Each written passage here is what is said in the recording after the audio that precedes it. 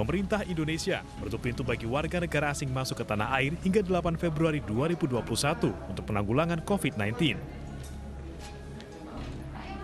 Namun pada akhir pekan lalu, 153 warga negara Cina tiba di Indonesia dan masuk melalui Terminal 3 Bandara Soekarno-Hatta, Tangerang, Banten. Menggunakan hazmat, ratusan orang yang merupakan TKA ini turun dari pesawat charter China Southern CZ387. Beberapa hari yang lalu, beredar informasi di media sosial tentang sebanyak 153 WNA asal Cina yang tiba di Bandara Soekarno-Hatta. Padahal kita mengetahui bahwa saat ini Indonesia sedang menerapkan kebijakan pelarangan sementara orang asing untuk masuk ke wilayah Indonesia sebagai upaya pencegahan penyebaran COVID-19 di Indonesia. Sebelum saya mengulas kebijakan tersebut, izinkan saya memperkenalkan diri. Memperkenalkan diri, saya Taruni Politeknik Imigrasi Angkatan 3. Nama Anastasia Nimtias dari Administrasi Keimigrasian B akan mengulas kebijakan tersebut.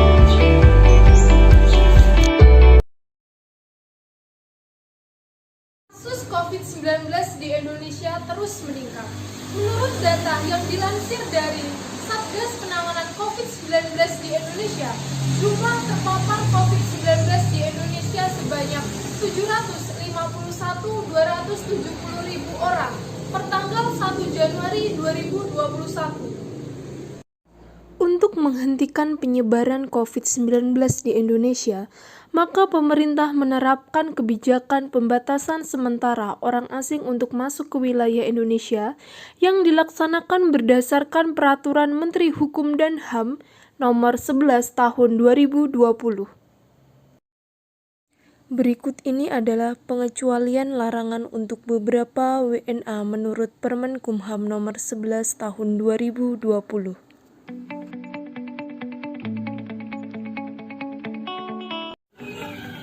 Baiklah, sekarang saya akan mengulas kebijakan pelarangan sementara orang asing untuk masuk wilayah Indonesia menggunakan analisis SWOT.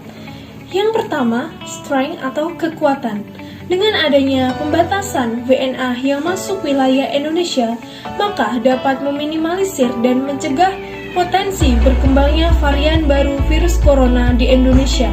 Karena telah dilaporkan bahwa ditemukan varian baru virus corona atau SARS-CoV-2 di sejumlah negara.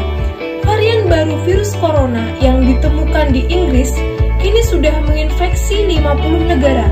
Data ini diungkapkan oleh Badan Kesehatan Dunia atau WHO.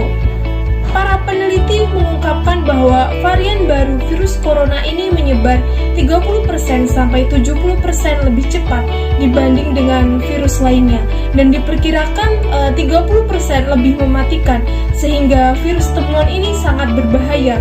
Maka kebijakan pemerintah untuk melarang WNA masuk Indonesia sudah tepat.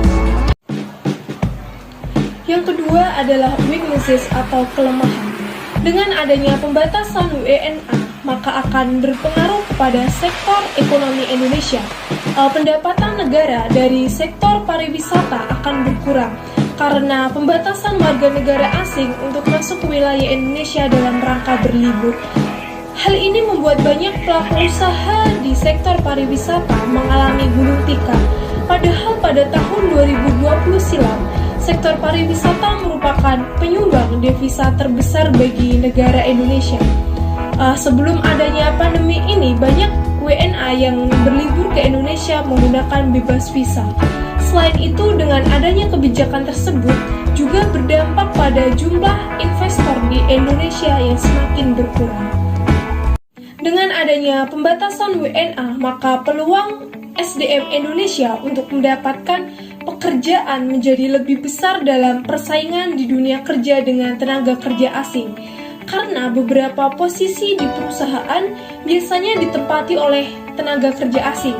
Namun dengan adanya pembatasan WNA, posisi tersebut berpeluang besar akan diisi oleh tenaga kerja dari Indonesia itu sendiri.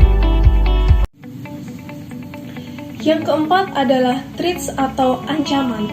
Beberapa waktu yang lalu terdapat penumpukan sejumlah WNA di Bandara Soekarno-Hatta. Hal ini disebabkan karena kewajiban karantina yang harus dilakukan dan telah diatur dalam Permen Kumham Nomor 11 Tahun 2020. Dengan adanya kerumunan tersebut tentunya sangat meresahkan dan dikhawatirkan akan menjadi klaster penyebaran COVID-19. Sehingga untuk menghadapi ancaman tersebut, maka perlu dilakukan pengarahan terlebih dahulu kepada WNA yang akan masuk ke wilayah Indonesia dan kepada seluruh stakeholder di Bandara Soekarno-Hatta harus melakukan persiapan segala sesuatunya dengan matang. Harus dipastikan juga mengenai kesiapan lokasi karantina yang harus dituju penumpang rute internasional. Setelah dapat dipastikan, maka penumpang baru diizinkan untuk keluar dari Terminal 3 kedatangan internasional untuk diantar menggunakan bus ke lokasi karantina.